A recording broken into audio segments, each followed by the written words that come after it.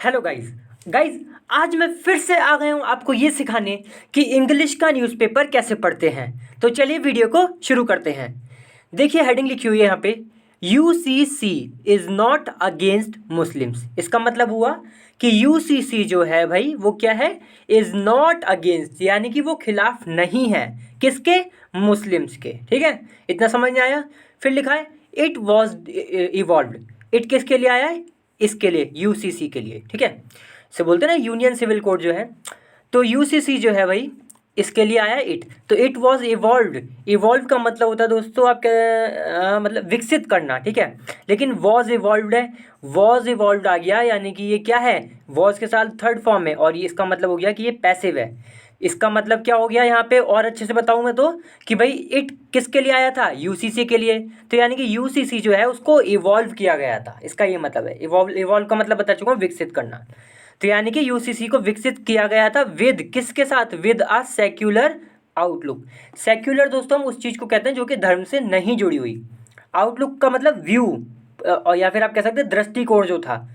तो इस दृष्टिकोण के साथ, किस दृष्टिकोण के साथ, कि भाई मतलब दिमाग में ऐसा कुछ नहीं था कि धर्म से जुड़ा हुआ बात है, ये इसलिए बोला गया है। ठीक है, कि फिर से मैं बता देता हूँ कि सेक्युलर आउटलुक का मतलब है एक ऐसा दृष्टिकोण जिसमें धर्म के बारे में ना सोचा गया हो, बिल्कुल धर्म से दूर हो। इसलिए बोला गया है कि यूसीसी को विकसित किया गया था एक सेक्युलर आउटलुक के साथ। मतलब ये बोला जा रहा है कि यूसीसी में भैया ऐसा कुछ नहीं है कि धर्म वर्म की बात है, ये तो बात अलग ही है, लेकिन ऐसा नहीं है कि इसमें धर्म वर्म घुसेड़ा जा गया है, ये बात। ठीक है, देखिए फिर लिखा है अपोजिशन पार्टी। जो अपोजिशन पार्टीज़ हैं, अपोजिशन का मतलब जो विपक्षी हैं, और पार्टीज मतलब दल, जो विपक्षी दल है दोस्तों, जो कि मतलब सरकार में नहीं है, जो जैसे कांग्रेस वगैरह है वो सरकार में नहीं है ना, दूसरी जो जो सरकार में नहीं होती पार्टी वही विपक्षी दल कहला देती है। तो अपोजिशन पार्टीज आर प्रोजेक्टिंग, वो दिखा रही हैं। प्रोजेक्ट का मतलब आप कह सकते हैं दिखाना, या फिर आप कह सकते हैं प्रेजेंट करना, आप इससे ऐसे भी समझ सकते हैं। ठीक है, तो अपोजिशन पार्टीज वो प्रेजेंट कर रही हैं, दिखा रही हैं, दे आर, इनके या फिर उनके, क्या उनके, ओन लीडर्स। ओन मतलब अपने, और लीडर्स मतलब पता ही है दोस्तों आपको। तो जो इनके जो अपोजिशन पार्टीज के जो लीडर्स हैं उनको दिखाए ना, अपोजिशन अपोजिशन जो पार्टीज हैं वो अपने लीडर को प्रोजेक्ट कर रही हैं, प्रेजेंट कर रही हैं एज द पीएम कैंडिडेट, एक प्रधानमंत्री का जो उम्मीदवार है। ठीक है, उम्मीदवार होता है ना दोस्तों, कैंडिडेट का मतलब उम्मीदवार। तो जो प्रधानमंत्री के लिए जो उम्मीदवार है उसके तौर पर अपोजिशन पार्टीज जो हैं वो अपने लीडर्स को, ठीक है, अपने लीडर्स, इसका मतलब है अपने लीडर्स को दिखा रही हैं या फिर प्रेजेंट कर रही हैं पीएम कैंडिडेट के तौर पे। ठीक है, देखिए फिर आगे लिखा है वेयर एज का मतलब जबकि, द एनडीए, जो एनडीए है, इज फर्मली प्रोजेक्टिंग। फर्मली का मतलब बड़े ही मजबूती से, प्रोजेक्टिंग का मतलब बता चुका हूँ कि प्रेजेंट करना। तो जो वेयर एज जबकि जो एनडीए है वो बड़ी ही मजबूती से दिखा रही है मोदी जी को। समझे दोस्तों, कि बाकी पार्टी तो दिखा रही है अपने अपने लीडर को पीएम कैंडिडेट के लिए कि भाई ये है हमारे, ये होंगे हमारे, मतलब जो पीएम के चुनाव लड़ेंगे, और जबकि जो एनडीए है वो मोदी जी को दिखा रही है।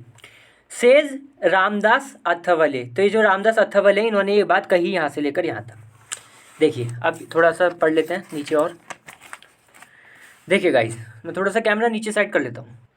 सो गाइस, मैंने नीचे कैमरा सेट कर लिया है। एक बात और बता दूं दोस्तों कि मैं रोज़ इसमें ऐसी वीडियो डालता हूँ जिसमें मैं इंग्लिश का न्यूज़पेपर पढ़ना सिखाता हूँ। तो अगर आप नए हैं सब्सक्राइब जरूर कर लें चैनल को, बहुत ही इंपॉर्टेंट है आपके लिए, और वीडियो को लाइक भी कर दें। देखिए फिर लिखा है union minister of state for social justice and empowerment. तो एम्पावरमेंट के लिए और सोशल जस्टिस के लिए जो यूनियन मिनिस्टर हैं स्टेट के, उन्होंने, देखिए जिनका नाम है रामदास अठावले, ये फोटो है ना, ये इन्हीं के बारे में बात चल रही है। तो इनका नाम है रामदास अठावले, ये यूनियन मिनिस्टर हैं। इन्होंने ऑन संडे यानी कि रविवार को सैड कहा, the union the uniform civil code, जो यूनिफॉर्म सिविल कोड है यूसीसी, वॉज नॉट अगेंस्ट, वो नहीं है, वॉज नॉट यानी कि नहीं है, अगेंस्ट खिलाफ मुस्लिम्स, यानी कि मुस्लिम के खिलाफ ये नहीं है, क्या नाम है, यूसीसी खिलाफ नहीं है। ठीक है, इतना बोला। फिर क्या बोला, एंड अपील्ड, और अपील की, विनती करी, रिक्वेस्ट करी, किससे, टू मेंबर्स, यानी कि मेंबर का मतलब सदस्य, किसके, ऑफ द कम्युनिटी। कम्युनिटी का मतलब होता है दोस्तों कि एक ऐसा ग्रुप जिसमें सब एक ही तरह के लोग हैं, जैसे कि मुस्लिम कम्युनिटी यानी कि उसमें सब के सब मुस्लिम हैं, कोई हिंदी कम्युनिटी है यानी कि सब के सब हिंदू हैं, ऐसे, ठीक है। और कम्युनिटी सिर्फ धर्म की ही नहीं, किसी भी चीज़ की हो सकती है, बस कॉमन होना चाहिए उनमें कुछ ना कुछ, जो जितने भी लोग हैं।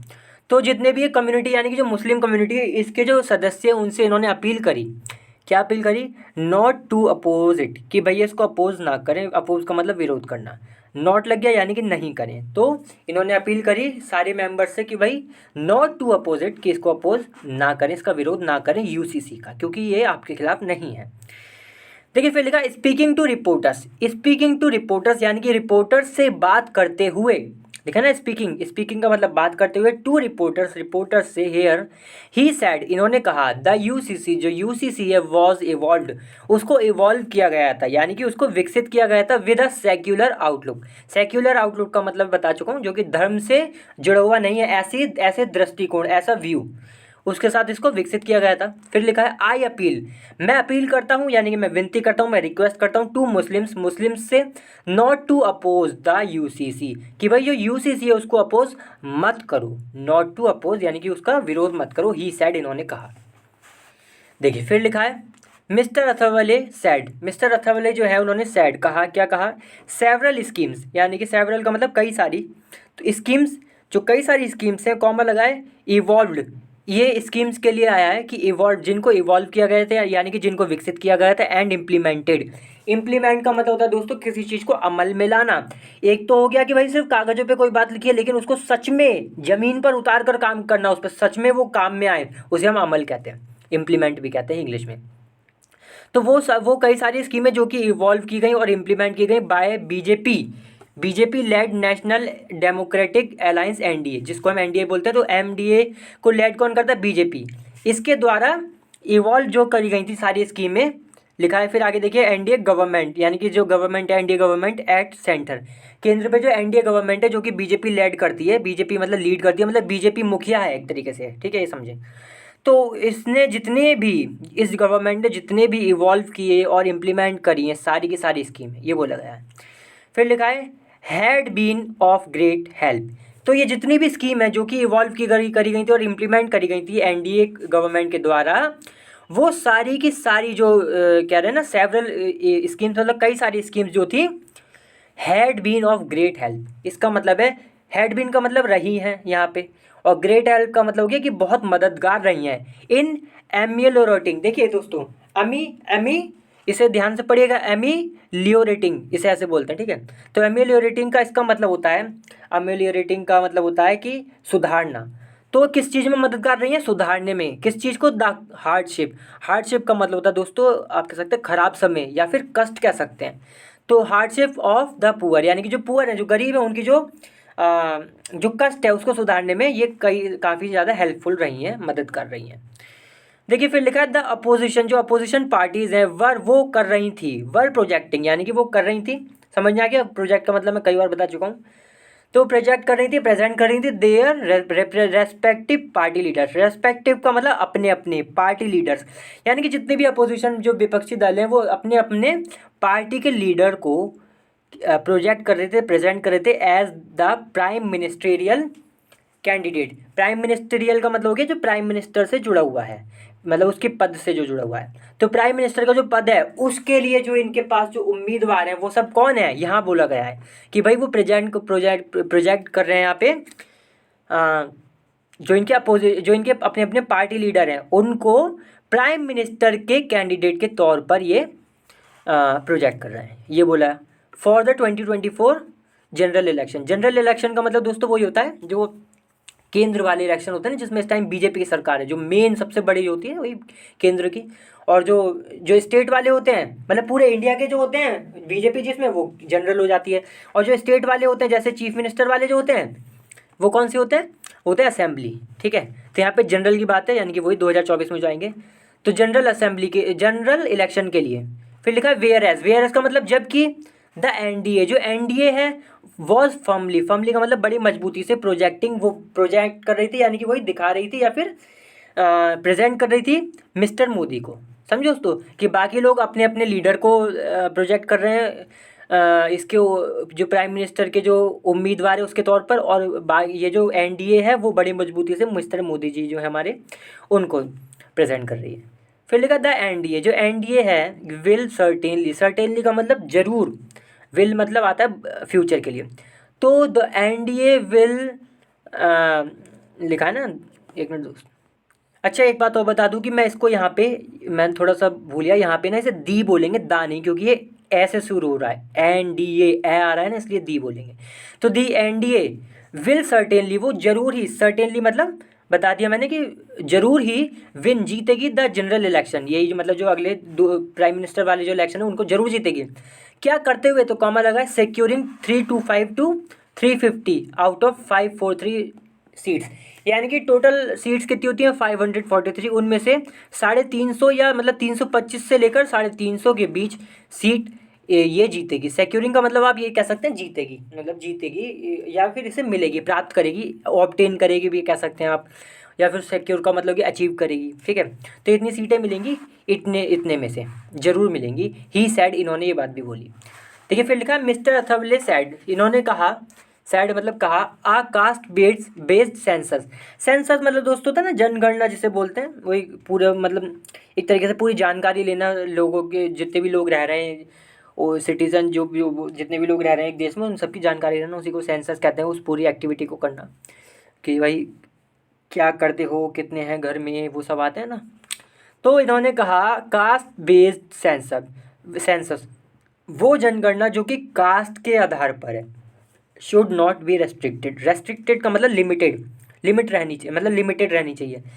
तो इन्होंने कहा कि जो कास्ट बेस्ड सेंसस है वो शुड नॉट बी रेस्ट्रिक्टेड, वो लिमिटेड नहीं रहनी चाहिए ओनली टू ओबीसीज, मतलब यहाँ कहा जा रहा है कि जो कास्ट बेस्ड सेंसस है ना वो सिर्फ ओबीसीज तक ही नहीं होना चाहिए, जो ओबीसी कैटेगरी में आते हैं सिर्फ वहीं तक नहीं रहना चाहिए, बट लेकिन मस्ट बी डन, मस्ट दोस्तों हम तब लगाते हैं जब जरूर करना चाहिए, तो मस्ट बी डन, बट जबकि बट का मतलब लेकिन, और मस्ट बी डन का मतलब जरूर करना चाहिए फॉर ऑल कम्युनिटीज़, जितने भी कम्युनिटीज़ हैं, जितने भी समुदाय हैं, सबके लिए करना चाहिए, सिर्फ ओबीसी तक नहीं रहना चाहिए। फिर लिखा है क्यों करना चाहिए भाई, तो टू असर्टेन, असर्टेन का मतलब होता है दोस्तों पता लगाना, फाइंड आउट करना, कुछ ढूंढना भी कह सकते हैं आप।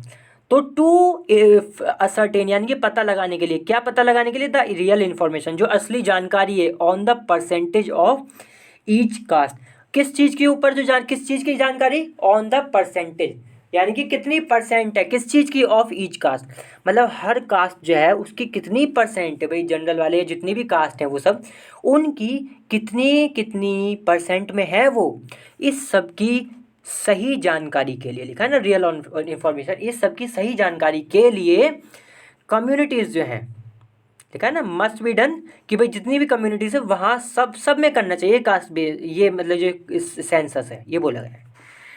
देखिए फिर लिखा है ईच कास्ट का मतलब हर कास्ट। देखिए फिर लिखा है ही लेटर का मतलब इन्होंने बाद में, लेटर का मतलब बाद में, मेट मिले, किससे मिले, चीफ मिनिस्टर एंड रंगास्वामी, तो रंगास्वामी जो है दोस्तों चीफ मिनिस्टर, इनसे मिले, चीफ मिनिस्टर का मतलब मुख्यमंत्री, इन द असेंबली में, एंड डिस्कस का मतलब बातचीत करी किसी चीज़ के बारे में, ठीक है। तो डिस्कस सेवरल प्रोजेक्ट्स मतलब कई सारे प्रोजेक्ट का मतलब होता है दोस्तों आप कह सकते हैं जो वर्क करेंगे ना, आप जो काम करेंगे उसको ही हम प्रोजेक्ट कह देते हैं। तो इन्होंने कई सारे, सेवरल का मतलब कई सारे प्रोजेक्ट भी डिस्कस किए, लिखा है ना डिस्कस्ड, ठीक है। तो ये पास्ट में है दोस्तों, यानी कि काम हो चुका, तो क्या हो चुका भाई, डिस्कस किया सेवरल प्रोजेक्ट, कई सारे प्रोजेक्ट विद हिम किसके लिए आया, चीफ मिनिस्टर के लिए, इनके लिए। तो इनके साथ इन्होंने ये जो जिनका फोटो है इन्होंने कई सारे प्रोजेक्ट डिस्कस किए, ठीक है दोस्तों। चलिए दोस्तों आज की वीडियो में समाप्त करते हैं, अगली बार फिर से मिलते हैं किसी और अच्छी वीडियो के साथ, तब तक के लिए वीडियो को लाइक करें, शेयर करें और चैनल को भी सब्सक्राइब जरूर करें। चलिए बाय।